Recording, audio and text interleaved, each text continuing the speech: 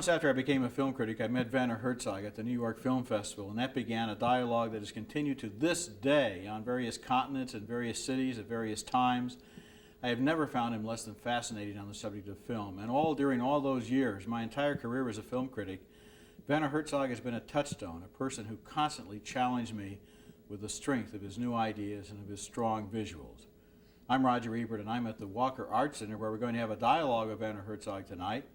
And he has promised to start with a declaration of principles that he calls the Minnesota Declaration. To welcome to the stage of the Walker for a Regis dialogue, Mr. Roger Ebert, Mr. Werner Herzog.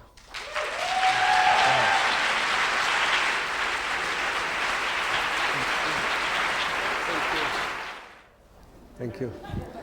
Ladies and gentlemen, before we start this dialogue, and Roger Ebert knows about that, I would like to make a statement. And it is something I have reflected upon for many years in the frustration of seeing so many documentary films. And when you look at television, you probably have experienced a similar frustration. There's something ultimately and deeply wrong about concept of what constitutes fact and what constitutes truth in documentary cinema in particular. And very recently, traveling around a lot, I was jet-lagged, woke up a couple of times during the night and tried to switch on television, and it was all bad. So between 3 and 3:15 in the morning in Sicily, I wrote down quickly a manifesto which I would like to read to you. I would like to call it the Minnesota Declaration. Truth and Fact in Documentary Cinema, and it has the title Lessons of Darkness. And the lessons are numbered. 1. By dint of declaration, the so-called cinema verité is devoid of verité. It reaches a merely superficial truth, the truth of accountants. 2. One well-known representative of cinema verité declared publicly that truth can be easily found by taking a camera and trying to be honest. He resembles a night watchman at the Supreme Court who resents the amount of written law and legal procedures. For me, quote, he says, there should be only one single law: the bad guys should go to jail. Unfortunately, he is part right for most of the many, much of the time. 3. Cinema verité confounds fact and truth and thus plows only stones. And yet, facts sometimes have a strange and bizarre power that makes their inherent truth seem unbelievable. 4. Fact creates norms and truth illumination. 5. There are deeper strata of truth in cinema, and there is such a thing as poetic, ecstatic truth. It is mysterious and elusive and can be reached only through fabrication and imagination and stylization. 6. Filmmakers of cinema verité resemble tourists who take pictures amid ancient ruins of facts. 7. Tourism is sin and travel on foot virtue. 8. Each year at springtime, scores of people on snowmobiles crash through the melting ice on the lakes of Minnesota and drown. Pressure is mounting on the new governor to pass a protective law. He, the former wrestler and bodyguard, has the only sage answer to that. You can't legislate stupidity. 9. The gauntlet is hereby thrown down. 10. The moon is dull. Mother Nature doesn't call, doesn't speak to you, although a glacier eventually farts. And don't you listen to the song of life. 11. We ought to be grateful that the universe out there knows no smile. 12. Life in the oceans must be sheer hell, a vast, merciless hell of permanent and immediate danger. So much of a hell that during evolution some species, including man, crawled, fled onto some small continents of solid land where the lessons of darkness continue. Thank you very much.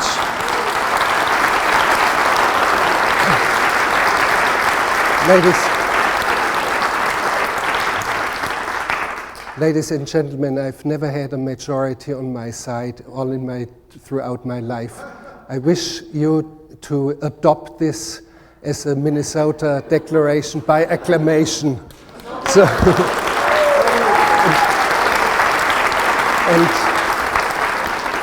I have asked the Walker Art Center, who was kind enough to invite me with this kind of stuff, to distribute the text to you, because some of it,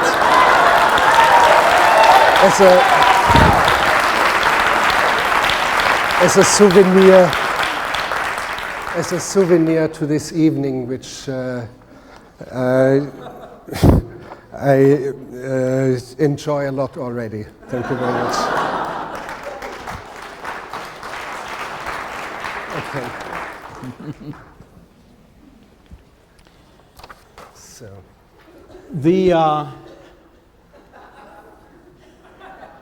I have a question to ask you about the Declaration, but I will wait until it is handed out, and I'll say something first. The first time I met you was in 1967 at the New York Film Festival, and I had been a movie critic at that time for 6 months. And you showed a film, Signs of Life, at that festival, and we were invited to the home of Robert Shea, who founded New Line Cinema, but at that time, as you remember, was a very poor young man who lived in a very small apartment in Greenwich Village. And I sat at your feet, where I have been seated ever since. And we were both 25 years old, and I knew at that moment that I sensed, in a way, that as long as I would be a film critic, I would be interested in what you did because you burned with a special flame, with an intensity and with a joy. And it has been true. And now all of these years later, I know every time I see one of your new films that I am going to be inspired by it. And I remember in particular, and I wrote about it in a note for the Walker, a time when we sat at the Martinez Hotel in Cannes, and you told me that we are starving for images. Starving for images. And I said that I went out and I looked at a movie and it had people running around, and then people in cars, and then people smoking cigarettes in diners, and then they got back in their cars. Or on the telephone, yes. And they're on the telephone, and I thought, it's true. It's true. We cannot look at infinite variations of these 4 shots and call it the cinema. And when you use the word ecstasy here, ecstatic truth. Ecstatic truth. I think that may be the very key to what you're getting at. It's not easy to get this across. What does it mean, ecstatic truth, and what constitutes just mere fact, which is the truth of accountants. Even though one has to, we shouldn't dismiss the power of facts, because as one of the lessons says, facts create norms, and they create norms including ethical norms. When you see, for example, footage shot in concentration camps right after they were liberated, it is fact, and nothing but that. And it has such an immense power that it creates norms of moral behavior. So we should not dismiss that, but it's not the end of it. It's not what can be reached in cinema. There are deeper strata of truth, and you have to be inventive, and you have to fabricate, and you have to stylize, and you have to catch and try to find this elusive magic of images. And if we don't have these images, if we don't develop an adequate language of images, an adequate grammar of images, our civilization will be sort of, maybe even die out like the dinosaurs.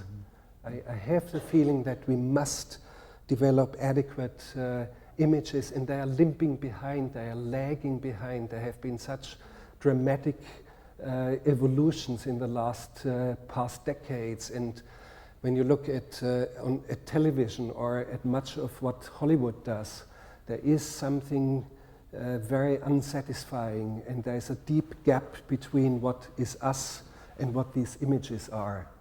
And so that's where we have to look out for that.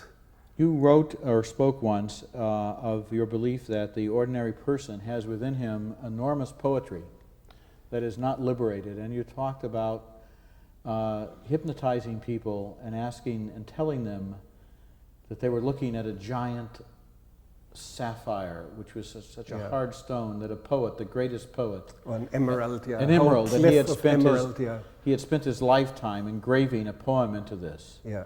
And then you asked them to read the poem.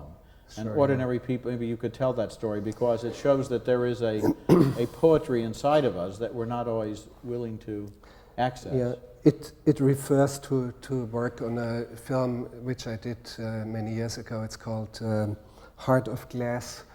All the actors in the film acted under hypnosis. It was not a circus gimmick. It had to do with a story where a village collectively lapses into trance, or like sleepwalkers walk into a foreseeable disaster. So for the sake of stylization, people were hypnotized, and they opened their eyes under hypnosis without waking up. Americans, by the way, hated the film because it's so slow and people speak so strangely. Anyway, the Scandinavians loved it, yeah, but the Americans, yeah. Anyway, and in choosing a cast, I invited potential actors for it, and I explained to them that they would act under hypnosis, and I would have 20, 25 people each week assembled and would put them under hypnosis. And I was curious to find out what is intensified under hypnosis. For example, memory works very well under hypnosis. People would learn their lines by heart much faster under hypnosis than without the effect of hypnosis. And I tested what I sensed some sort of a poetic sort of language inside of them, deeply buried inside of them. And when it depends also on the quality of suggestion. I can't put you under hypnosis and say, Roger, you are Hemingway now, or you are Shakespeare now, write me a poem. You wouldn't do it. Mm-hmm. But you have to suggest something very evocative, a cliff of emerald and a holy monk, or a poet who has spent all his life to engrave a poem. And there was one man who took care of horses for a police squadron on horseback. And he just cleaned the stable and took care of the horses. And I put my hand on his shoulder, and he opened. I said, you will open your eyes when I put my hand on your shoulder. And he opens his eyes, and I said, can you see the poem? He says, yeah, I kind of see it blurred, but I don't have my glasses. So I said, put your glasses on, then you will focus and you will see it very clearly. And he looked with the glasses on, sees it all of a sudden, and he reads with a very strange, beautiful voice. He read, why can't we drink the moon? Why is there no vessel to hold it? I don't remember fully, but it was very, very beautiful. Same thing happens with audiences who watch cinema under hypnosis. I would hypnotize an audience of like this here, some 300 or so people, and show films like Fata Morgana, some of Aguirre. And it is very strange because it's mysterious. We do not know much about how vision functions and how we elevate things, and how, for example, some of the people felt they were circling around Kinski like a helicopter and see him from behind and really scared and by him. And it was very, very strange and very mysterious, and still mysterious, and I'm trying to discover more and trying to articulate that. We have one excerpt which... Yes, we have an excerpt that we want to start with from Lessons of Darkness. Lessons of Darkness, which is the film about, well, I shouldn't say what it's about, because it takes place on another planet. Yeah, okay. Can we see that, please? And it's the very beginning of the film Lessons of Darkness. Number one, this quote, the collapse or the cataclysm of the stellar universe will occur like creation in grandiose splendor. Philosophers or people who know about philosophy asked me, I've tried to find it in Pascal's works. Is it in Pensée? Is it in his thoughts? Or where is it? And I kept evading the question, and I kept saying, yeah, I had this critical edition of him, and it was in some appendix. Truth is, it's all made up. I made it up myself. But why? Yes, it sounds funny, but it has a very particular reason. As an audience, before the film even begins, you are sensibilized and you are elevated to a very high level. And I do not allow the audience to step down from that ever during the film. Mm-hmm. Everybody, of course, knows it's about Kuwait. It pretends to be a science fiction film. The next image that you see is I show mountain ranges, valleys, and the landscape enshrouded in mist. The mountain ranges actually were less than a foot tall. It was some tracks of trucks in the sand in Kuwait. And I shot it close up and panned, and it was all because it was so hot and so overheated, it was kind of steaming or smoking. But for me, it looked like a strange landscape, and it is a fabricated, it's an imaginary landscape, it's an ecstatic landscape, not a real landscape. And the first creature that we encountered on this planet is not just an extraterrestrial. He was just one of the firefighters who wanted to have the water flow in a hose being cut off or something, because he tramples on it in points and does things. And I kind of liked him. I liked this man, and I made him into an extraterrestrial. and that constitutes something that is deeper, that is beyond the facts. Fact is that what you see, the landscape in the mountain ranges that you see, are just tracks in the sand and no more. But in our imagination and with a kind of music and that text that you have read before, it constitutes a deeper, strange, deeper, ecstatic truth. You know, it does. I saw it at the Telluride Film Festival for the first time, this film. And, you know, critics sometimes make ridiculous statements, such as, I laughed so hard that I fell out of my seat and had to have artificial respiration and be given oxygen and so forth. I try never to make statements like that, ever. But I will tell you something that because I never make statements like that, I'm telling you it's literally true.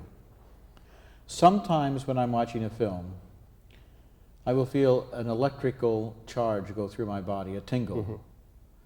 And I get that so frequently with your films, a moment when it's like when the Star Spangled Banner is, when you sing it before the baseball game. I don't know if any of you feel like that. I do. Mm-hmm. Even though I may think it's a pretty bad song. I think we could have a better song for our national anthem. But when I saw this film, I was sitting in my seat and I had been transported to this place that had to do with with the fires of hell, and you knew the story of the war, but also you saw the sights that we're going to see in the next clip. And then several months later, I saw a very bad film on the same subject that was shot for IMAX. Yeah, they had exactly a 5-story screen and 180 speakers, and it was accountant's truth. Yeah, and exactly, some narrator saying 193 fires burned out of control for more than 6 weeks.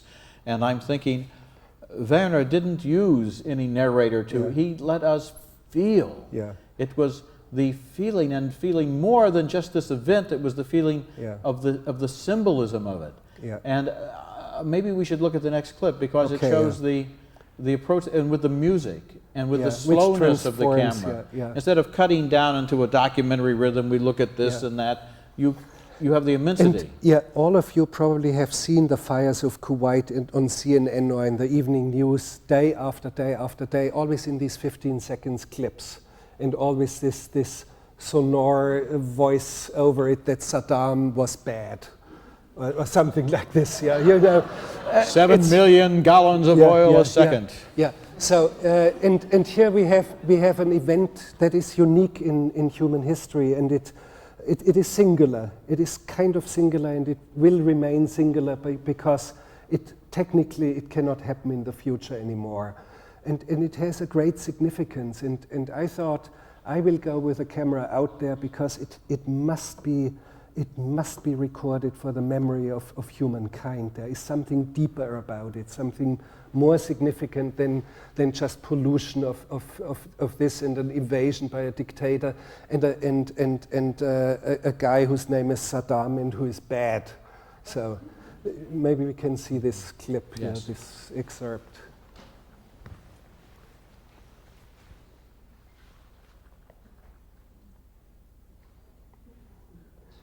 Or is there a problem with rolling it quickly to that point? It's as if the television news has made us think that everything has to be told in 60 seconds or 45 seconds, and it all can be explained. Sure, yeah. The way to cover this story would have been just to put the cameras out there in the fields for an hour and let you look at it burn. Right, yeah. Or to show your film. Yeah. It was also, yeah, here it comes. Yeah. It's okay, we'll eventually get lesson number 7, I think, and a smoke arose like a smoke from an oven. Ah, that is.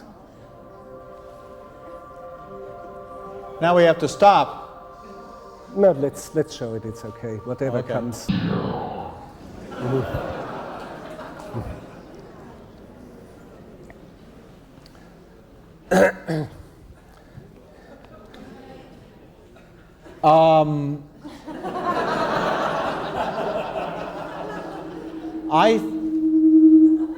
I think that what we should do is go ahead and look at the clip of Aguirre, since that's the one we have. Whatever is coming along, let's just go wild. We'll just So go ahead and look at whatever is that. coming Look at in. that clip, and we were going to get to it next anyway. So here we are. Okay. I actually am just finishing. But the speedboat, people thought it was a helicopter shot, but it's a speedboat. This is a speedboat? And the real tough thing is to slow it down and not create a wake. So I was good at that. Because when the camera comes around, you don't see the wake. Yeah, well, you notice if you know to the left, you see some wake, but You it's don't know very where to tricky look, to yeah. do it that way.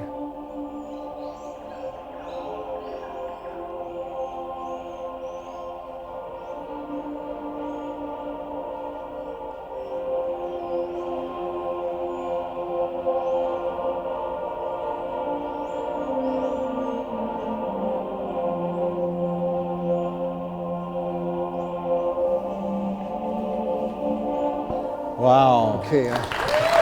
And that is man's pride and his ego, and we are all on the stream with Aguirre, with big plans. This film was the film that really, I think, made you famous all over the world. And it was... But it took quite a while. It took many, many years until anyone wanted to see Really? the film. Which is inconceivable to me. Oh no, it happened. The film was finished and it was shown at the Quinzaine des Réalisateurs in Cannes, where it had some attention, but from then it was lost. Nobody wanted to see the film. And in Germany at that time we had some sort of a rating system. It was a panel of a jury which decided whether the film was culturally valuable or even particularly valuable. Totally ridiculous system, but it was helpful because cinemas would get tax reduction if they showed one of those films. So, and there were very, very clement and very benign sort of panel who would toss this at every single film, almost every single film that year got this label valuable or particularly valuable. Out of 62 films or so, only 3 films didn't get it. 2 of them were 2 hardcore pornos, which didn't get it. And the third one was unique because it was Aguirre, and in cases where the panel decided unanimously, in this case 5-0 votes not to grant any sort of label to it, they have to do it in writing, and it's a wonderful document. It says that the film was so unbelievably bad that panel members needed to vomit. In particular, Klaus Kinski's performance was of such deep stupidity and embarrassment that the panel could not help but decide unanimously to deny any sort of evaluation for this film. So out of 63 films, this was the only one that really made them feel anything. Apparently, yes. This is it's incredible to me, because when I see this film, it is one of the great epics of the period of time when I've been a film critic. But the Cannes Film Festival didn't want to accept it.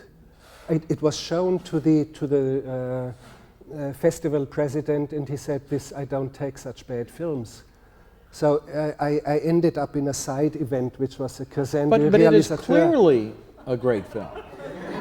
Yes, but, I mean, but, I saw but it. please, Roger, go back to 1972 I'm sure you're right. and talk to these guys. Just speak to them and make it clear to them.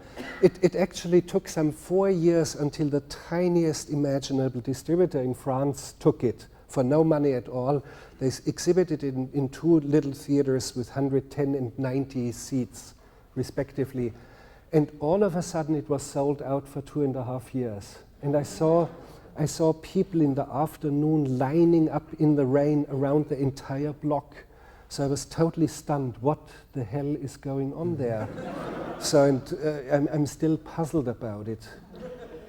You know, the folly of the expedition, of these people in armor, and they're carrying their women in bearer carriages, and they have their clothes, and their priest, and their rituals, and their allegiance to the king who is 1,000 miles away, and they are in the middle of this jungle that is sublimely indifferent. Yeah. And it's such a wonderful example of the way that we can convince ourselves how important we are when nature is so indifferent to us. I mean, I can't understand why the jury or the people in Germany on the panel wouldn't understand. Well, I had these difficulties quite often in my own country. The last big thing was Lessons of Darkness, which showed at the Berlin Film Festival at the Forum, International Forum, and there were something like 1,100 people, and they howled in disgust and shouted me down and spat at me. And it was just stunning, and I thought it was a good film, and I stood there and I said, "You're all wrong, this film is good," and there were shouts that I glorified the horror. And I said, yeah, well, Mr. Dante Alighieri did the same in the Inferno, and Hieronymus Bosch did it in his paintings, and Goya did it in his paintings. So what? So and then the Gregor, the festival director, he told me, "Can't we get out here backstage?" I said, "No, I'm going to walk down all this aisle," and I walked down. Of course, I had even agitated them more, and they spat at me and threw things at me and howled. 1,100 people in howling disgust. You know, so, and it's a very it's truly a fine film. I swear to God. Just I don't know whether it has been shown yet here. I'm reminded of when Salvador Dali made Un Chien Andalou, and they showed it in Paris, and he loaded the pockets of his coat with rocks so that he could throw them back at the audience. Yeah, but he expected it, but I didn't. But you didn't. I didn't. I thought it was a fine film, and they would like it, but they didn't. But when you think that people go to see the most miserable trash, and they walk out, and you ask them, "How did you like the film?" "Oh, it was fine." It is a tribute if people have a strong reaction, if you reach them. Now, they may have a reaction that seems to be stupid, but obviously the film assaulted them in some way that was important to them. But Roger, you see, I really do not spend any sleepless nights over that. Good. And it's fine, and it's honorable to have many a foe out there. So fine, good. But you know, there was one moment in the Kuwait film that I'm sure you know, the one I'm referring to, when they fight and battle and struggle covered with oil and with dirt and with exhaustion to put out this fire. Yeah. And then the man smiles at your camera and he lights it again. Yeah, and the text says that some some of those pilgrims. They're like on a pilgrimage. It's about life without fire. Has life without fire become unbearable for them? And now they reignited, and now they are happy again. Now they are content again, and they grin at the camera and smoke a cigarette, and they're in true bliss. And when I filmed this, I just made a joke behind the camera, and I said, "Don't you laugh." And they just couldn't hold from just somehow grinning inwardly. And I made this text, and then you see the text says, "Others seized by madness follow suit." And you see two other guys who throw a torch at this gushing oil, and it reignites. It was actually needed for technical purposes because the fires would spread out into lakes, and the whole lake of oil would catch fire, and they would have had a much larger problem if the lake had expanded to other oil wells. So they reignited it on purpose. But I transformed it into some sort of people who cannot live without fires anymore. And this is what we're talking about in the manifesto, because the 60 Minutes approach would be they reignite the well so that it won't spread to the lake and start other fires. Yeah. What you give us, and that's nothing, that it leaves us with, what you give us is a vision of Dantean proportions. What I would call the poetic or ecstatic truth that can be inherent in pictures, and they can be organized. You have to find them, you have to organize them, you have to fabricate them. And in many of my documentaries, like Little Dieter Needs to Fly, I shot the same part of the narration of Dieter 6-7 times over, because he would tell me the story how he fled along a path with his friend, and they couldn't walk anymore, and crawling along, and his friend in a very crazed and tragic incident was beheaded by villagers. And Dieter, not knowing why he does so, totally exhausted and delirious in fever, grabs the only sole of a tennis shoe that they found and tied with rattan to one of their feet. They would alternate it, grabs it and then runs. And Dieter told me this story on camera in a way that was totally exceptional. And I said, "Dieter, we have to do it again. You forgot the detail about the soul that you ripped away from your dying friend." So he told me the story again, and again he forgot. Or he would give me the detail, but spend endless time in totally useless details. He had no concept of the density of narration. So I would shoot it 6 times over, like a feature film. And I would guide him, and I would say, "Dieter, do it like this. Forget about the details. I'm not interested behind how many rocks you hit, and that there was a round rock and this and that. It's not interesting. We need to focus on the few things that are essential. And the essentials all of a sudden in combination with the man, with what's in him, make something very, very special." You know, so many of your films involve an element that is not only beyond your control, but threatens your life. Stanley Kaufman said that your films are about risking death in many cases. When you think of going into the jungles of Peru and going into Which is not a risk. Well, Any idiot can do it without being harmed.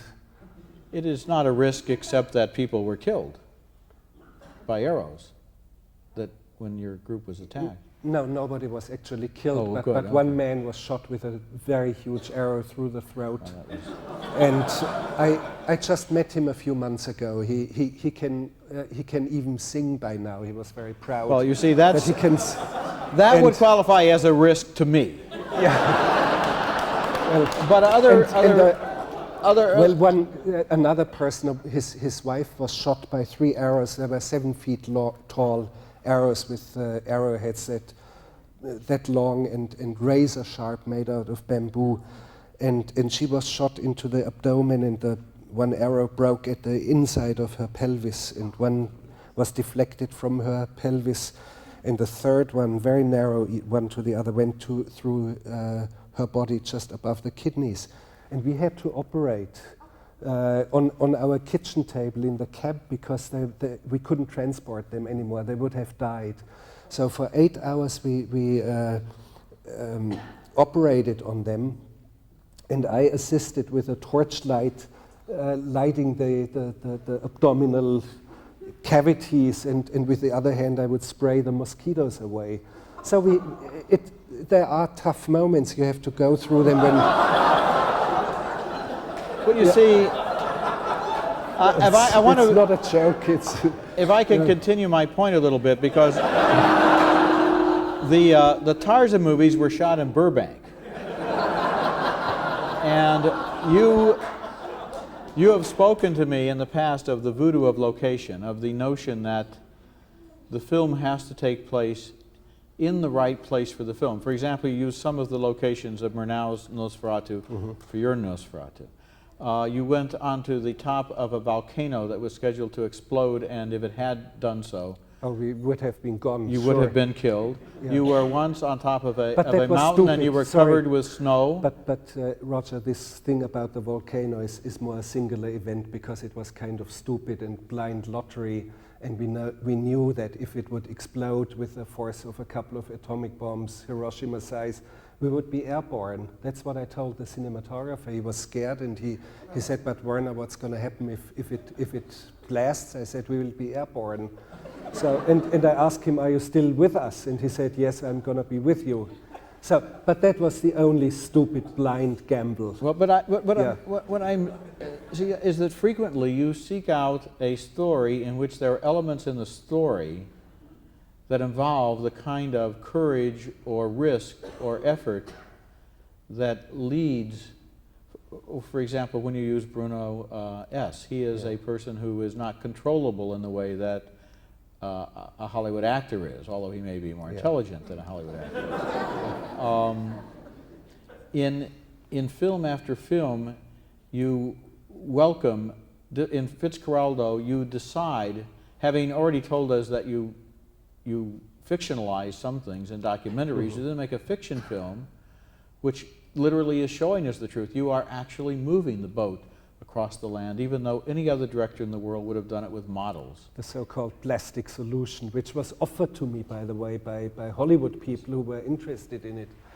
But it's like this is like a spiritual quest. Each film is like a test or a situation in which the filmmaking itself, not just the film, but the filmmaking is part of the test that you set yourself. No, it doesn't really count what the challenge was during the making of a film. The only thing that counts is what you see on the screen. That's the only thing that remains. The only maybe thing what you counts. see on the screen is enhanced by what the actors and the crew are really doing. Maybe you sense something that is more than just shooting in a studio. When you see Aguirre on this raft with 450 monkeys and they bit like hell. I got bitten 50 times. There were only the cinematographer and me on board that raft, and I did the sound. So I was defenseless because both hands were somehow occupied with the microphone and the Nagra. And I got bitten all the time, and you just are not allowed to scream. You just try to shake them off. You're the sound man, right? You the can't sound spoil man your is, own work. But I think as an audience, you sense there's something that is going on there, which is different. But Roger, I have to say one important thing about the so-called plastic solution, a little model plastic ship over a studio hill in Burbank or so. Pulling the ship 360 tons over a real mountain in the middle of nowhere. The next town was 1,400 kilometers away, where you could make a phone call or buy a torchlight battery. Pulling this real ship over a real mountain in one single piece was not done for the sake of realism. When you look at the film, the moments where the ship goes over the mountain looks transformed into an operatic event. It looks unreal. And that's a strange thing, a very strange twist, that something extremely factual, extremely naturalistic, realistic, transforms into a great scene of opera, a great event of opera. And to achieve that is a very strange procedure. On the other hand, Roger, I knew pulling a ship over a mountain, which has no precedent in technical history, so you have no one to help you and to in real guide life, you. they took the ship apart. Oh, sure. They would transport ships over across Peru and put it together on Lake Titicaca, high up in the mountains, but disassembled in hundreds of pieces, and some engineers would put it together. Any idiot can do that.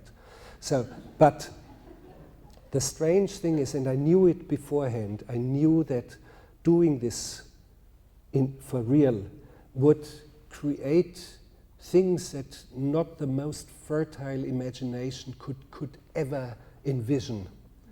And things happened, or for example, just the sound of the hull croaking and screaming and farting and yelling out is something no sound man on earth would ever have invented.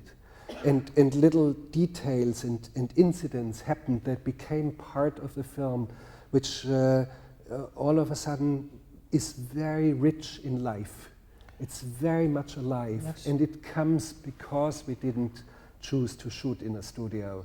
And it's not that I'm looking out for the dangers and for the adventure stuff. I hate adventure, and I can't stand the concept of adventurism. It's just ridiculous. I mean, where it became really obviously ridiculous was the time, at the early time of the century, when people tried to reach the poles, South and North Poles, as the first ones in history. How totally stupid and ridiculous that was.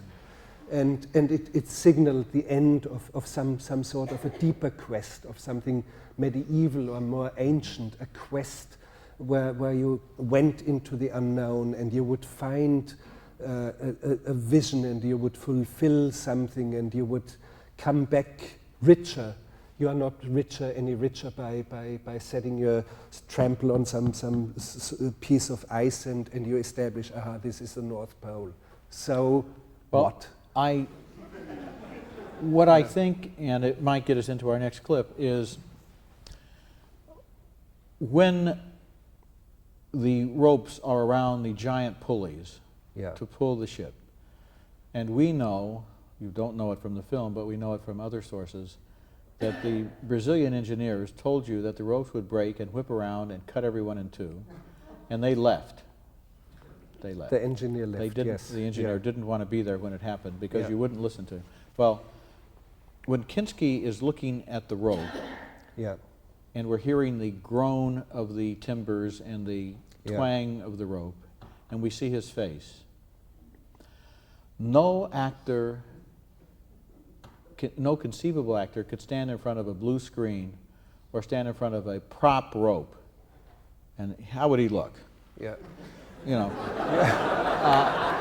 all you have to do is film him standing there, and his whole body is responding to the fact that he knows that this rope and others like it are holding the ship. And by the same token, in Caspar Hauser, which is our next film, if we have a man who has lived in captivity and been beaten in a cellar all of his life, and we cast an actor, however extraordinary an actor he might be, we will never get the performance we get from Bruno S, whose life was not exactly like that, but it wasn't that different in a way, in that he was held away from nature and happiness by the circumstances of his life. And then the people around him, the other actors in the scene, when they look at him and talk to him, relate to him in a way that no actor could possibly. I think so. But Roger, I want to say one thing about the risks and the dangers that I put other people in. Of course, the engineer left, but at that moment I halted the entire production for a fortnight. And I only resumed shooting of the film after I had mounted a dead post, which was so solid that it would have taken 10 times the weight of the ship. So, and there was no physical risk for anyone anymore. And had the ship broken loose and come down backwards, slid down on the mountain, there was nobody behind the ship. So I would categorically forbid it to anyone. So there were precautions taken that were adequate. Well, I'm not accusing you of putting anyone in danger. What I'm No, suggesting is that although it is true that the post could hold 10 times the weight of the ship, if I'm Klaus Kinski standing there, I'm thinking... To sigh and to give sounds very unhealthy. It sounds unhealthy. And when it snaps, there's so much pressure inside that the cable is glowing red inside. And when you see something like that, you really respect the cable and you really respect the kind of stuff that it's pulling. That is the kind of feeling that I so often get in your films, that we are being treated to an intensity that you are able to create or to allow that could not be done in a more conventional way. And I think that maybe I think my way should be the conventional way. Well, I would be much happier as a critic if I saw more films by you, yes, and like yours. Yeah. The next clip is The Mystery of Caspar Hauser, and maybe you want to say something about Bruno. Well, Bruno was, Caspar Hauser is a person, historical figure, who was locked away all his life in a dark dungeon, in a cell, not knowing what daylight was, how other people looked like. He thought he was the only one, didn't know what human speech was, and had no concept of the world, and was later murdered after he was pushed out of this dungeon. Bruno S, who plays the part, wanted to remain anonymous, so his name is only Bruno S and dot. And he had a similar life. He was the illegitimate child of a prostitute who didn't want that child, beat him from tiny on, and when he was 3, she beat him so bad that he lost speech, and she put him away into a home for retarded and insane children. And he grew up like this. He started to escape, was captured, put into more and more severe institutions and correctionals, later a minor criminal record, and he spent 23 years of his first 26 years locked away, and he's the leading character. And I think he's unique and wonderful and better than any Oscar winner of the last 20 years. Let's look at it. Where did those images come from? The Caucasus. The Caucasus here, that's a strange thing, and that's also one of those transformations of images. I'll tell you what it is in a moment, but I would like to point out first, the image is set up by a certain climate that is set for it. Not only in how Caspar tells about his dream, it's also set up by music, and an image all of a sudden transforms. It actually was some 8mm footage that my younger brother, who now is my producer, shot in Burma. It was just not even Super 16, it was regular 16mm footage, and he showed me some stuff that he shot on a long voyage that he did in Asia. And he said, there's this bad, unsteady shot, which I hate. And I looked at it and I said to him, looky, this is such a great image. It's such a wonderful thing. It only can occur in dreams. Let me do something. Let me make something with it. And what I did is I projected it from very close distance onto a screen, only from that distance, on a semi-transparent screen, so it would shine through on the other side. And I filmed it with a 35mm camera from the other side, changing the structure of the screen, some sort of a strange texture in it, and not taking care of the different speed of projector and camera, and that's why it flickers out into dark and into more light. And it's one of the real wonderful images that I have somehow stolen, a thief without loot, that I have gotten it, which has fallen into my lap. And I think as a filmmaker, you have to develop an eye for what is the truth, the innermost truth, what is the power of an image, and to put it in the right context and create a climate for that will create something special. And it's also, it doesn't say this is Burma. Of course it was somewhere in Burma, and there are hundreds of temples in this valley, very, very strange and mysterious. But for Caspar and for the audience, this is the Caucasus, period. There's something else which strikes me here. The story of Caspar Hauser is the story of an adolescent. Estimates ranged from 15 till 18 years of age when he pushed out into a street, not being able to speak, with the exception of one sentence that he could speak like a parrot without knowing what language was, and an anonymous letter in his hand. So the real Caspar Hauser in 1828 or so was a relatively young man, an adolescent. And Bruno in this film looks like an adolescent. He looks very young. Fact is that at the time of shooting he was already 41. Wow. And you have to be able to transform someone into something very hard to explain how it's being done, to make him sublime, to make him credible all of a sudden, from deep inside to be an adolescent. And when you create that inside of him, you would create an image that make him look an adolescent. Mm-hmm. And Bruno was very intensively into it. He would, for example, not take off his costume at night. And he would sleep in it, and he would not sleep in the bed because he was always accustomed to be on the run and flee from police. So I found him in one morning, he overslept, and I knocked at the door, he didn't answer. So after fifth time, when he didn't answer, I pushed the door open, which was not locked, and he was sleeping on the ground right next to the door. And I pushed the door at him, and he bolted, he shot bolt upright, and he said, "Yes, Werner, what is it?"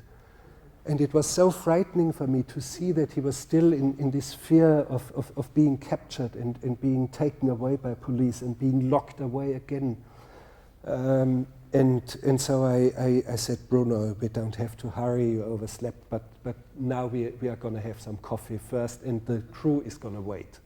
So, and he got nervous. I said, "Bruno, but all what is inside this man, inside of this totally tragic and catastrophic life that he led, there is something that can be made visible and perceivable on a screen." And as stupid as it may sound, that's my profession. That's what I have to do.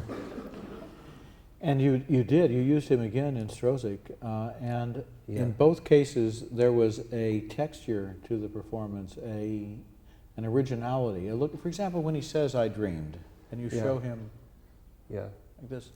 And he says it I can't put it into words, but I know that a professional actor, and actually it sounds as if I'm saying professional actors should all quit, and that's not what I'm saying, because that's not what I believe, but that he was able to give you an aura, an unspoken quality that would be very difficult to create if it weren't there. And it's the same thing that happens in Stroszek. Nobody wanted to accept him. There was a participation of a TV station in it, and they said, "You will under no circumstances hire a man like him." And I did something that I never did before after in my life. I did some test shooting, which was terrible. It looked so bad that I felt so ashamed. I turned purple and sank in my chair, and there were 30 people who had worked with me and some of the financiers of the film, and this guy from the network jumps up and he says, "Who else is against Bruno?" All the hands shoot up, and I look around, and all of a sudden, right next to me, I see the cinematographer Schmidt-Reitwein, and I look in his eyes and I say, "Jörg, is your hand up or not?" And he shakes his head. I see his hand is down. And I stood up and I said, "Now it is 32 voices or 32 hands up against 2 hands down. The hands down have won the ballot. So, and I said to the network executive, get out of the production right now, because within 30 minutes I have to find a replacement for this amount of money to fill the gap. And he stayed on all of a sudden. So it was very strange how these things sometimes happen. And it happens, I learned from medieval monks who did not do the accountant's sort of balloting, not like we do it, counting the ballots for yes and no.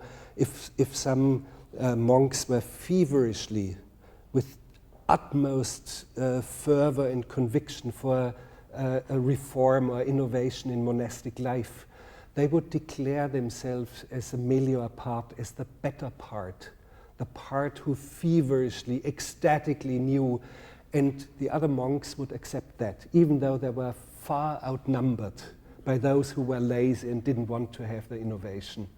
And I thought this was a very fine principle. And when you make films, you are not allowed to be democratic in the sense that we know nowadays. Mm-hmm. Do you want to introduce the next film that also has Bruno in it? We have a Stroszek was a film that I had to do for Bruno because I made a contract with him to do Wojciech with him after the drama fragment of Georg Büchner, probably the finest drama writer, who died at the age of 22 in the early 1800s. And all of a sudden, when everything was prepared, I realized, oh my God, that's a mistake. Kinski must play this part. And actually, Kinski did Wojciech later. And I called Bruno, and he worked in a steel factory driving a forklift. And I said, Bruno, it's terrible, but I have to tell you, I cannot do this film with you. And there was long silence, and he said, but Werner, I have already taken my vacations plus 3 unpaid weeks of vacation to do this film. And I sensed it was terrible. So I said to Bruno, today's Tuesday. You know what? I'm going to write a screenplay quick. And I invented a title. I will call it, sounding a little bit like Wojciech, Stroszek. I said it will be called Stroszek, and by Saturday you will have the screenplay in Berlin, and we do something else. So I sat down, and in 2.5 days I wrote this screenplay, and we did this film together. Thanks God. And we might mention that when you sat down to write the film, it was based on a visit you had made a year or so earlier to Plainfield, Wisconsin. Right. Yeah. Which you might want to describe. Plainfield, Wisconsin is one of my favorite places in the United States, like Wall Street Stock Exchange or San Quentin Prison or Las Vegas. So one of the focal points of the United States. Here it's a focal point of horror and anguish. It's a place where 5 people became mass murderers within a very few years, including Ed Gein. And my friend Errol Morris was planning to write a big book on Plainfield, had spent months there. And he was pondering over the question, why had Ed Gein not only murdered people, but also excavated freshly buried bodies at the cemetery and had made a throne seat out of the flesh and preserved things. I mean, really horrifying things. And Errol was the one, after speaking to the sheriffs and speaking to Ed Gein, who was in Warsaw Penitentiary, and to all the people, he had found out that there was a perfect circle of graves that Ed Gein had excavated. In the very center was the grave of his mother, and he wondered over the question, has he also excavated his own mother? And I said to him, just casually, you would know if you dig into the grave, if the coffin is empty, of course he has taken her out. If the coffin is still there with the body in it or the bones in it, he has not. So we decided we would dig secretly at night. And I was filming in Alaska, and I was coming back, and I said on September 15th or so I'll be there. And I was there, but the man had chickened out. so he wasn't there. And I immediately liked Plainfield, and my car had broken down, and nobody could repair it. But there was a wreckage yard where there was some guy who knew about mechanics, and he helped me, and I liked him a lot, and he's one of the leading actors in Stroszek. In fact, apart from the three German actors that you brought with you, all the actors are from Plainfield, isn't that true, or almost all of them? Yes, sure, yeah. And there was one native Indian young man, a chubby 19 years old man, and Ed Schlapinski, who ran this wreckage yard, didn't remember him at all, and it turned out that he had hired him this very morning when I met him, and fired him the same night. And he had completely forgotten, and we tracked him down, and he's also in the film now. And I love Plainfield, and I love the gloom, and I love the something very special. You sense that from this part of the country, and that includes South Dakota, Wisconsin, Minnesota, all the best people of America come, not only the mass murderers. This is a place.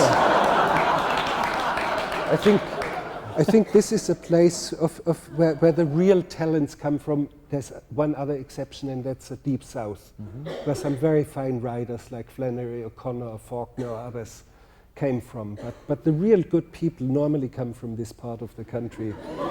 And I kind of I truly like this part. I do not know Minnesota well, but I know Wisconsin much better. But it's all quite similar. I don't know what are you showing? We have a scene from Stroszek, and it's just to set it up a little bit. The three people in Germany. There's a prostitute, and she is a friend of Bruno S. and also of the old crooked man Scheitz. Scheitz. And the pimps come around and beat them up and humiliate Bruno, and they decide enough of this. They're going to move to America. And do we see the pimps in this? No. We're going because the pimps were for real, and one of them was very dangerous. He was an ex-prize fighter and was in jail quite often. And the other pimp was a law student who, a fortnight before he did his final exams, committed a bank robbery and got 5 years for it, and became a famous writer, actor, and director. And they really look dangerous. They do. And they look for real, so these three innocents, right after that, these three innocents go off to Plainfield and rent a mobile home that is 70 feet long and 14 feet wide, and fill it up with all sorts of things that they buy on time payment, and are living here, this very unlikely family, these three people. And then you will see what happens, because Bruno insists, if I recall the film correctly, Bruno insists to the other two that they are going to have to make payments, that the bank didn't just give them the money. And the other two basically reject that argument, but it turns out that Bruno is right. I may be simplifying a bit, but it turns out that the trailer is repossessed. Okay.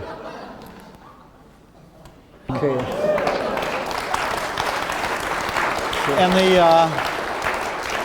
that shot of the trailer leaving the frame, and he looks out at the barren landscape, that is, there goes the American dream, exit right. Somehow, yes. And you, of course, made a documentary later about auctioneers called How Much Wood Would a Woodchuck Chuck? Because you became fascinated by the speech pattern, and I love the fact this auctioneer says, I can't understand a word you're saying.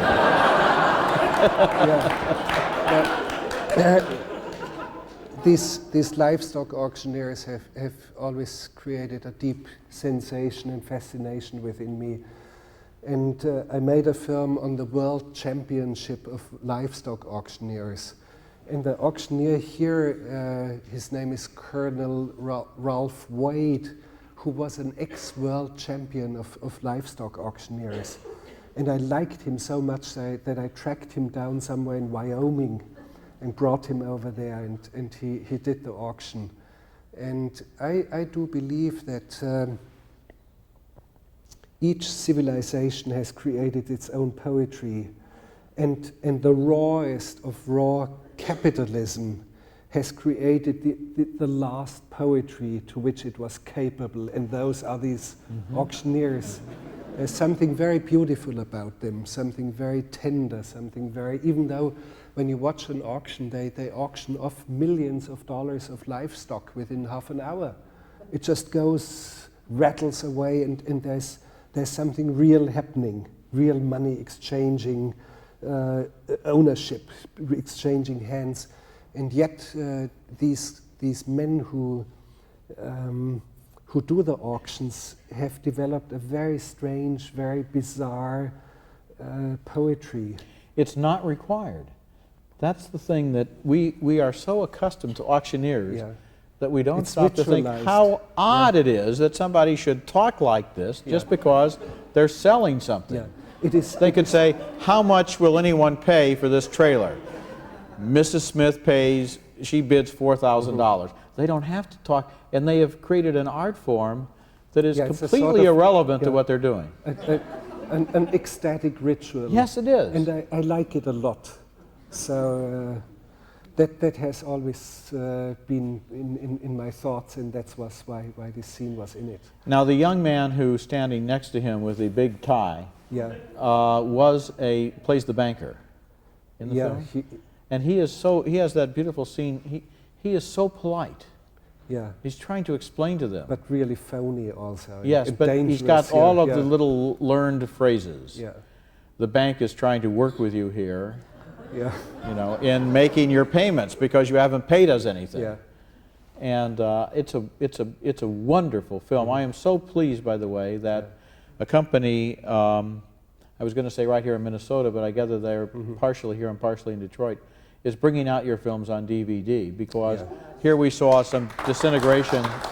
Yeah, a great many films shot in the 70s had degradation of color because the film that they used to replace Technicolor didn't have any shelf life, and so they'll be able to restore it. The film actually has not aged, even though you saw all in pink and no, the film has not aged. Only the cars have aged. That's the only thing. Otherwise, the film is very fresh. Yeah. We're running just a little behind schedule, so perhaps we should move on to Nosferatu, which came out in 1978, and which you made as not as a homage to Murnau, but as a colleague of Murnau's.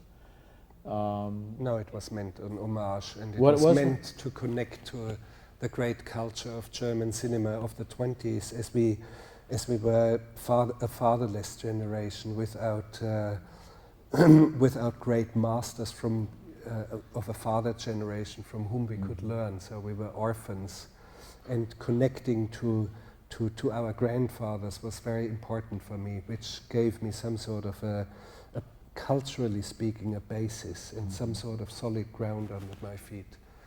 And it is an homage to Murnau. I didn't want to use that word because it is also a work in its own right, of course. No, but I bow my head in reverence. I know that you deliberately shot on some of the same locations that he used. Yes, in Lübeck, one of them, yeah.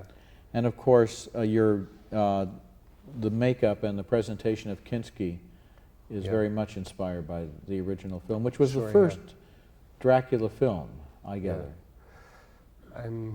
You are probably right, because you're not quite knowledgeable in those things. I don't even know. I read in the New York Times today in an article about Disney's Tarzan that Tarzan is #2 in terms of a character who's had films devoted to him, and way out in #1 is Count Dracula. But I think there was never a vampire like Kinski. Never, all the others are boring and are insignificant compared to him. Let's have a look. Okay. Ooh. Okay.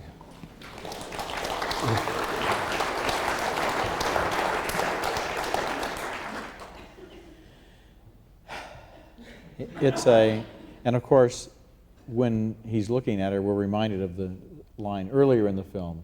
He looks at her photograph and tells her husband, "What a beautiful throat." Yeah. This is a man that you hated and loved, Kinski. Yeah, it's true, and I actually did my very last film on him, which will be shown in a few days at the Cannes Film Festival. It's entitled My Best Fiend, We loved each other and we respected each other. But at the same time, both of us independently and unbeknownst to each other plotted to murder each other. I mean, seriously. I know that it was serious. Serious plans and some odd circumstances which prevented it ultimately.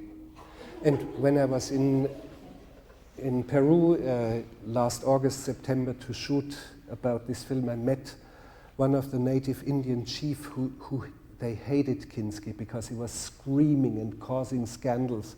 And in their culture there is only you never speak loud. You never speak loud to them, always softly. You wait until it's your turn. They never touch you, grab your hand or so. They would touch you very, very tenderly, softly. And Kinski was some sort of anathema for them. They couldn't take it.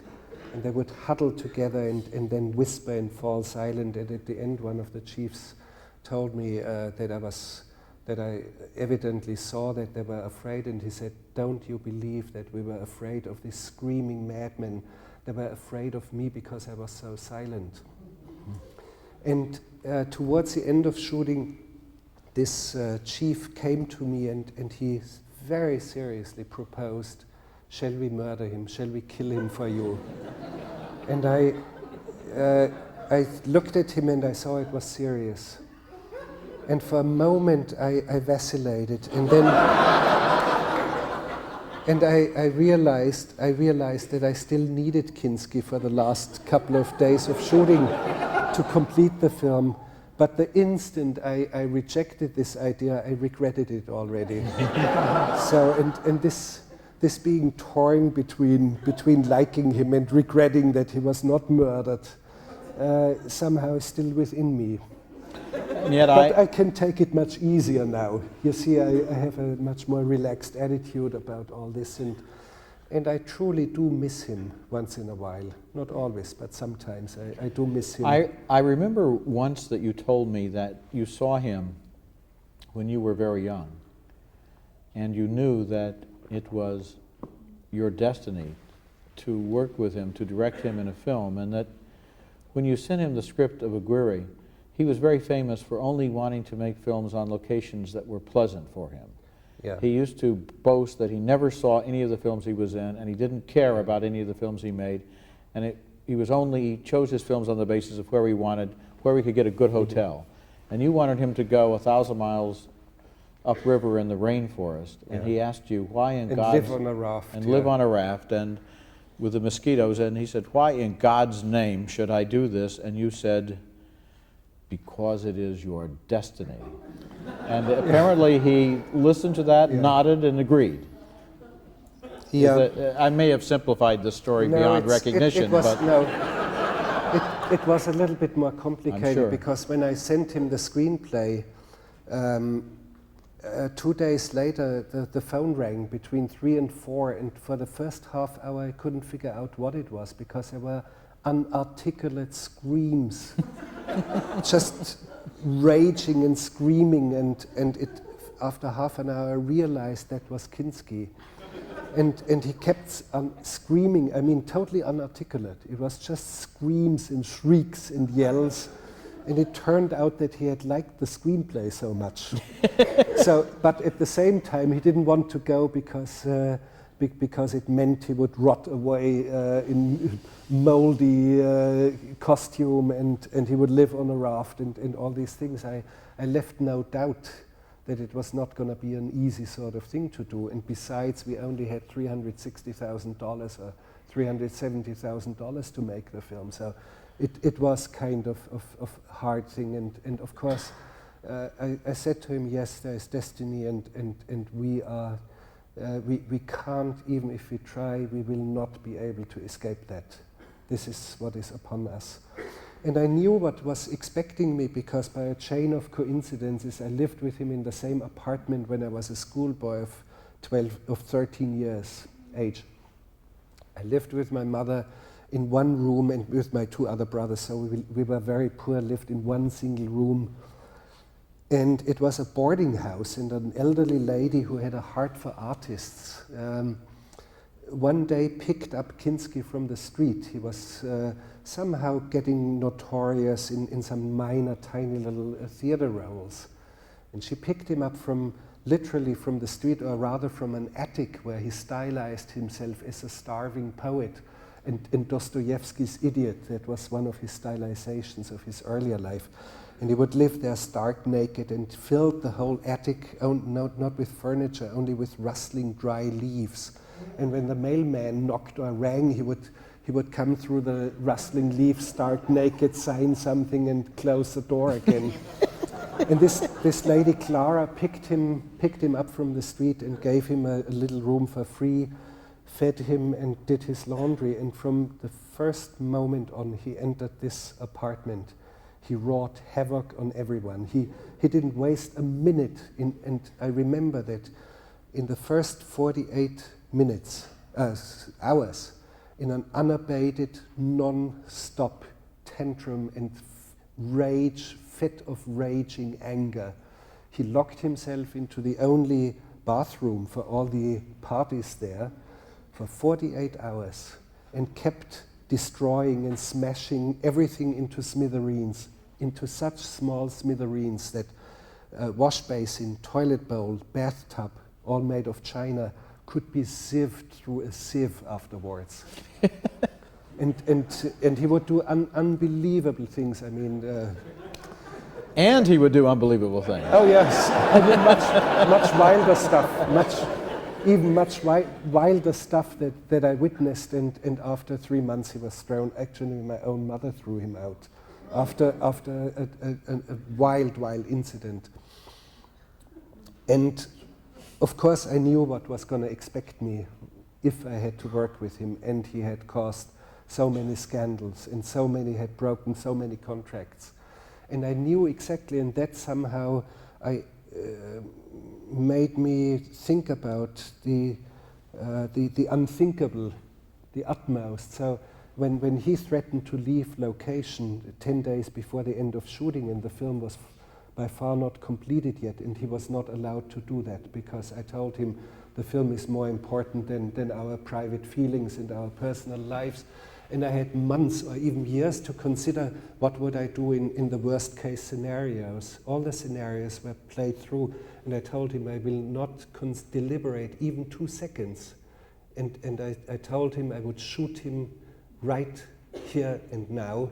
He would reach possibly the next bend of the river, and he would have 8 bullets through his head. I was actually unharmed, and the press made some stupid things out of it, as if I had directed him with a gun from behind the camera for the next 10 days.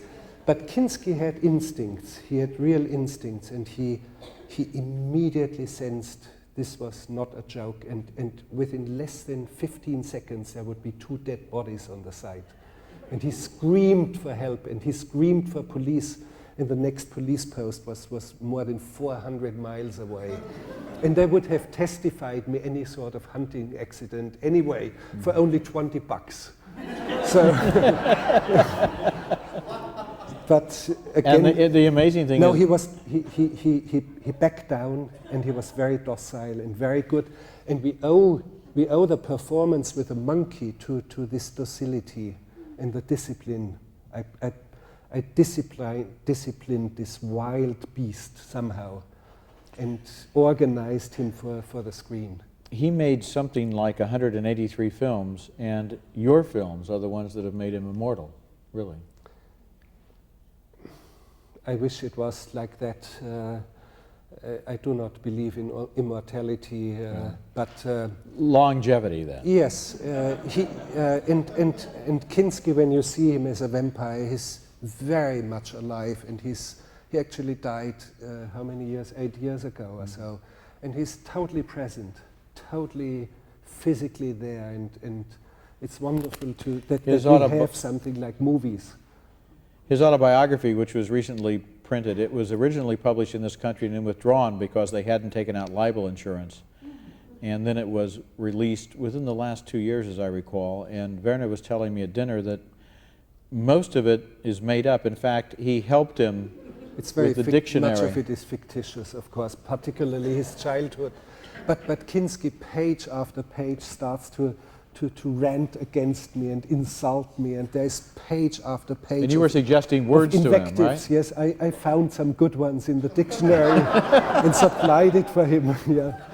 Let's go on and look at him again in Fitzcarraldo. Now, this was a film where you began shooting with Jason Robards and Mick Jagger, and then Robards developed a mimic dysentery and was too ill to continue, and you then had to take the entire production and move it several hundred miles away because of a border war. Yeah, they burned down my camp for 1,100 people. And then you started again with Kinski, inviting him to come back into the jungle that he hated, and he did come back. Well, he always claims that he loves Mother Nature, but it's all fake and phony. But anyway, that was one of his stylizations. Let's look at Fitzcarraldo, which is another great film.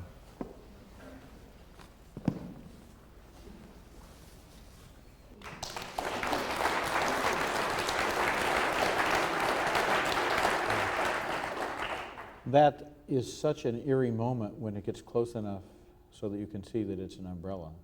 Yeah. Because there shouldn't be anyone further upriver than they are with an umbrella. Sure. It's a great image. Yeah, it was a spontaneous invention, but I knew it was kind of belonged to the film, and it was a good scene. This man wants to build an opera house. He feels that if he can create a shipping company or have a boat on another river system, he will make enough money to build an opera house and bring Caruso to the jungle. And oddly enough, someone did that. I mean, Caruso actually did sing in Belém, I think, in Brazil. Yeah, and the film actually starts at the Teatro Amazonas in Manaus, on the middle course of the Amazon. And it was built something like in 1905. And at that time, the city of Manaus didn't exist. It was the time of the rubber boom. And only a few overnight billionaires built palaces in the middle of the jungle, and all the rest was shanty towns. And they built this lavish, unbelievable, dreamlike opera house in the middle of the jungle. And it's such a fantastic idea and image. I always liked that a lot, and I started the film there, and I have become involved in doing operas. Opera, yes. I never had seen an opera before in my life when I did this film. So a colleague of mine, Werner Schröter, whom I like a lot, did the opening sequence inside the theater. He staged the stage performance there, because I had no idea what it was all about, and I started to like it so much that now I'm doing work in staging operas once in a while, and I truly like that. What is also strange about the scene in the screenplay, Fitzcarraldo is playing, according to the text of the screenplay, Fitzcarraldo is playing Wagner. He's playing Valkyria into the jungle. And now something very odd happens. Looking at the jungle and playing Wagner does not fit together, and for reasons that nobody can explain. It's very, very mysterious. It bites each other like cat and dog. Mm-hmm. It doesn't fit together, but the moment you go into Italian opera, Verdi or Bellini, it fits perfectly. Why is a deep mystery to me.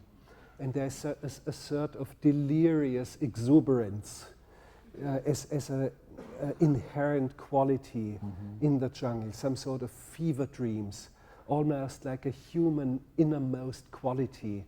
And that's why the jungle is never some sort of a scenic backdrop. It's always like a human quality there. And strangely enough, it only fits together with Italian opera.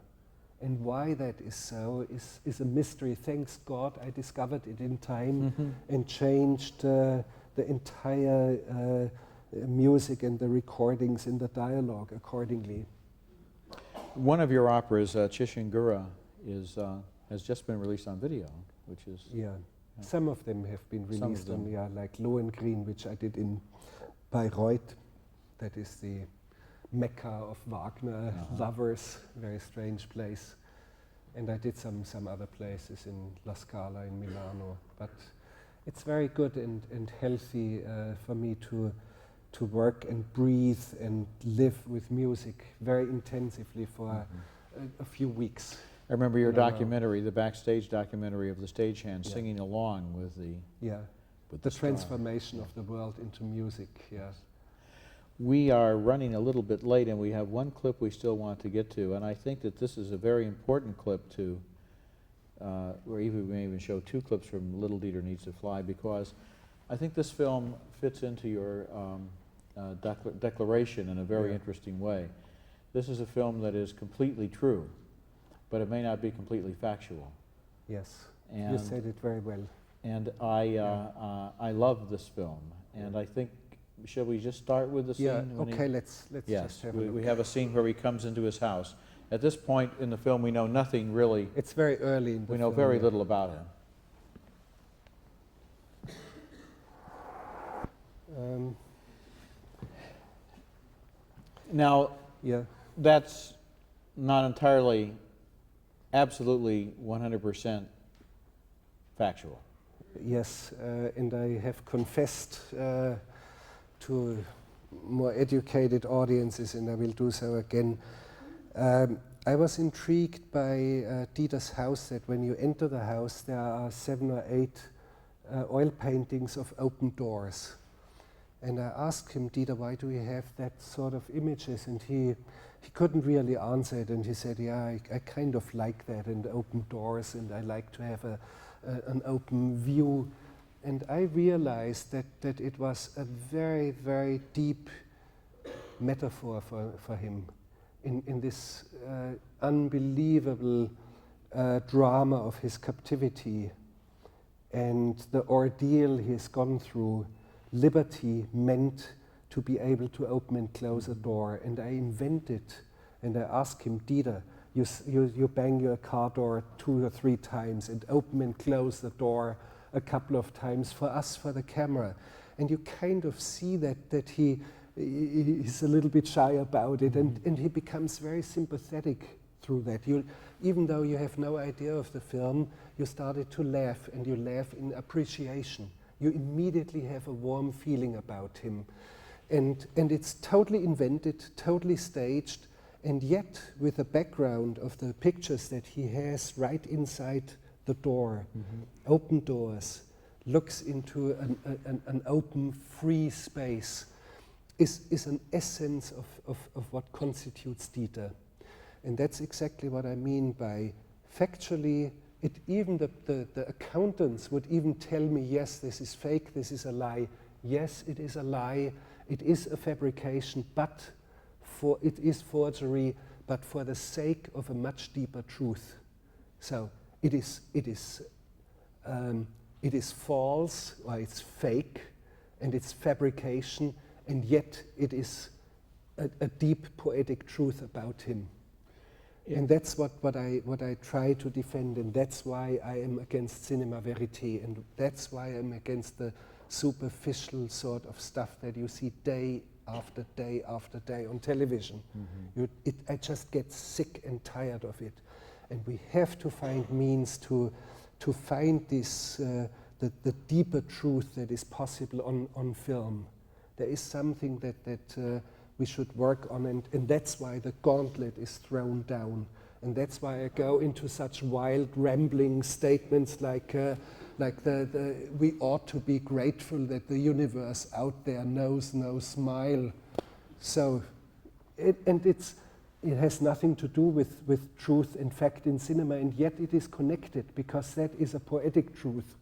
And that's against all the political correctness of those who are the lovers of these phony lovers of Mother Nature and eat the vitamin pills in pound after pound and do. Yes, I'm against them, and you may whistle as much as you want. I like to have you as my enemy out there, and we can meet later in the men's room and sort things out.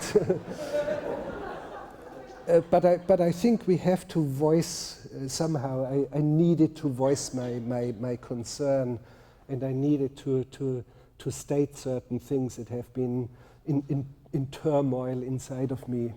And this, the manifesto, I think is something that should stay in your hands as a souvenir of this evening. And I gladly hand it over to you and bite on these nuts as much as you want and disagree with it as much as you want. That's fine. I'm not a biblical prophet out there. I'm just struggling to do something for the sake of cinema and for the sake of audiences and for the sake of illumination that is possible when you sit in front of a screen. And you do. Hopefully, I don't know. Sometimes I surely have some doubts, but whatever. I had some more questions, but what you have just said seems like a summation, a dramatic kind of forget that word, apologia or justification, because it's true, if you had a shot of him opening the door, going inside and closing it, you would have a shot of him opening the door, going inside and closing it. What we have here is a shot of Dieter's soul. Yes. And we know him, and it and seems to me that they like him. Yeah. Dieter thought, my friends will dislike me, and I said, no, they will like you even better. Yes. They will love you. They will love you for this. They will love you for your hesitation. They will love you for your clumsiness. They will love you for all this. And it is true. People like him for that. People are always sending me letters, oh, this movie wasn't true to the novel, or it's not true that things are like that in Fargo, or people don't really talk like, or whatever. And I think the answer is, the responsibility of the director is to the film. The responsibility of the director is to make the best film he can, and that's what you always do. Yeah. Do we have the clip of Lessons of Darkness, lesson number 7? Do we have that clip that we didn't have at the beginning? Do we have that ready? Because can we have? And if Bruce can hear me, do we have time for a few questions? Because I know that. Yeah, sure. I don't hear Bruce saying sure. Oh, we'll just take over. Here comes. We don't really have time. Is this clip available of Lessons of Darkness? So we'll end on this clip. Contact with the booth. Okay, if we don't have it. And you don't really think we better take any questions because we run over, is that? Oh no, we couple of should, questions. Of course, it's your turn. No, yeah. We can have a few questions. Yeah, we cannot see you properly. Yeah, okay. Oh, there you are. Yeah. This gentleman was the first one I saw. Yeah. Thank you for the manifesto. When I heard you saying it reminded me of something Kafka said. A book should awaken the frozen sea inside of you, inside the reader. And I think it's the same is true of your films. Do you feel any sympathy towards existential writers? I do not know much of them, but I like your statement because I think I'm after something very similar. Sometimes I believe that the images that I've created are nothing sensational, nothing futuristic or avant-gardistic. It is something that is deeply inside of us, dormant inside of us, and I'm the one who can awaken these images. And it's your images, actually, and it's like a brother or a sister, unknown, unbeknownst to you, who all of a sudden comes to life, and you realize you've got a brother. And this is wonderful if I can create that. And all of a sudden, in rare moments it happens when you hear great music or when you see a great movie. Very rarely it happens that you have moments of deep illumination and moments where you know that you're not alone anymore. And that's the ultimate I can reach. If there's anyone out there who after seeing, let's say, Stroszek, has a feeling, I'm not alone anymore, then I've achieved everything I wanted to achieve in my life. There's someone there. Do you think you'll make any more feature film narrative? Yes, I'm moving more into that. It has become more difficult because nobody wants to finance my stuff. But there are 3, 4, 5 feature film projects now lining up, and I'm working very hard and very fast at the moment. This year I did 2 films, I shot a 3rd film, I acted in a film, and I staged 2 operas, and we are only 14 or so weeks into the year. So I've really worked a lot. And I'm pushing very hard a project which is going to be called Invincible. I have another project on, this is on a strong man in the 20s. And then I have a project about the last Japanese soldier who fought on 30 years beyond the end of the Second World War, Hiro Onoda, whom I met and whom I like very much. And he has refused to hand over the rights of his life story and of his book that he wrote for reasons that are too complicated to explain. But he kept saying, you are the only one who should do it. And he said, but I'm sorry, I cannot hand it over for all the complicated political reasons. When I came back from Peru after doing Wings of Hope in My Best Fiend, I found a fax in my fax machine by Hiro Onoda, and he wants to give me the rights now. And I said to him, he's 77 years, and I said to him, you are not immortal, you will die. So sooner or later, and somebody has to do the story, and I'm the one who would be competent. And he realizes that I am, or that I would be, let's put it this way. And there's a couple of other stories that I've got a couple of very good ones to tell. Let's take one more question. Oh, wait a minute. Yeah. Oh, we we have may lesson show 7. that at the, yeah, let's show lesson 7 and then take one more question. Lesson 7 and then one more question. I hope it's the right lesson. It's just Good. something about ecstatic images. No, that's not number 7. Okay, let's stop it. That's lesson number 2 or so. Can we stop it? That's not the right one. Anyway. So let's take one more question, please. There was somebody there, the gentleman. You're familiar, obviously, with Errol Morris's work. Yes. Can you comment on his use of recreations in the thin blue line? Do you consider that as a pursuit of reaching a kind of static truth?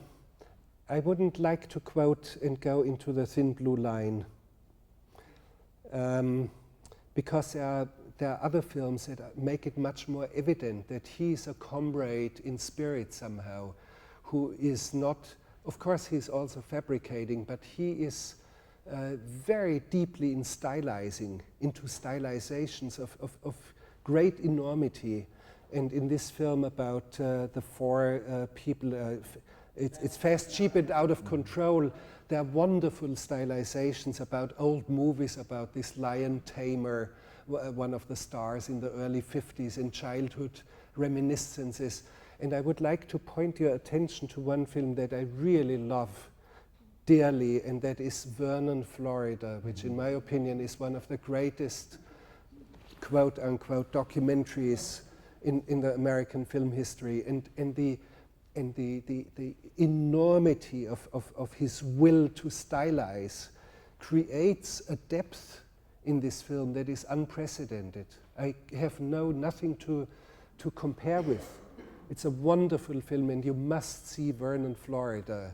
It has something very deep and beautiful. Vernon, Florida is a town where Errol Morris discovered that a large number of people were missing limbs because they were cutting them off to collect the insurance. And in fact, so many people had done this that Vernon, Florida was known locally as Stump City. Or Nub City. Nub City, yeah. But when he went there to film a film about these people, he found that they were prepared to kill him. Right. So he decided to focus change more his on mind. turkey hunters and Yeah, so yeah. forth. Yes. No, he's a very, very, watch his stuff. And there are a couple of others out there internationally. There's this a French, very, very fine, what is his name? Anyway, I could name a lot of people who are doing quite different stuff, but they are trying something similar, to deviate, to depart from the accountant's truth and go somewhere else. And whoever is out there is welcome.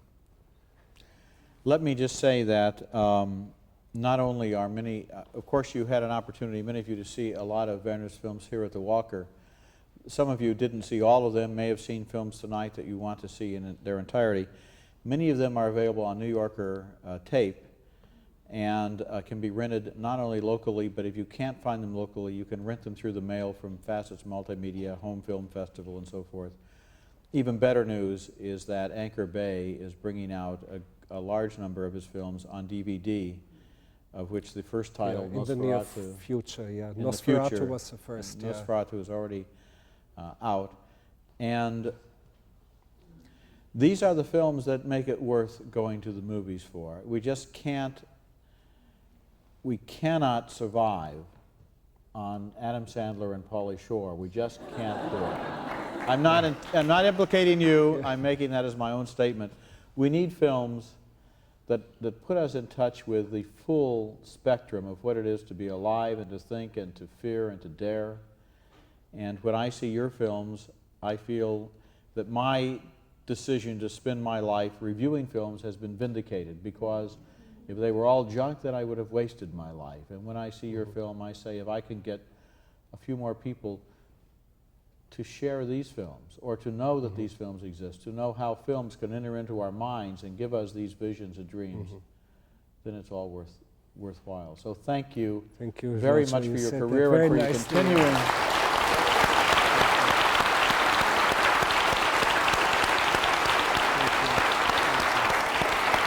Thank you, Walter. That was very nice. So thank you. So, thank you.